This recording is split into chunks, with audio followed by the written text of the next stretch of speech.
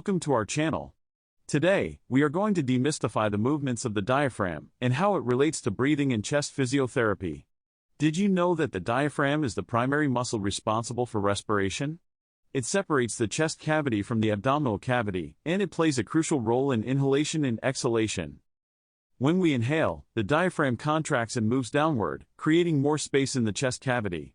This allows the lungs to expand, drawing in air. It's like a giant vacuum, sucking in fresh oxygen. On the other hand, during exhalation, the diaphragm relaxes and moves upwards. This reduces the space in the chest cavity, pushing the air out of the lungs. It's a constant cycle of inhaling and exhaling, keeping our bodies oxygenated. Now, let's talk about how chest physiotherapy comes into play.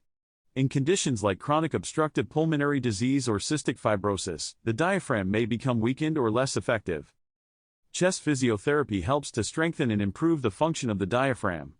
It includes techniques such as deep breathing exercises, postural changes, and percussion or vibration therapy.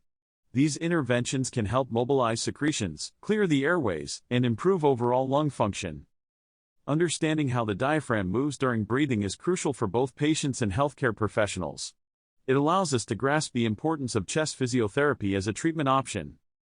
So, remember, whenever you take a breath, it's the diaphragm doing all the hard work. Through chest physiotherapy, we can support and enhance its function. Thanks for watching, and don't forget to subscribe to our channel for more informative videos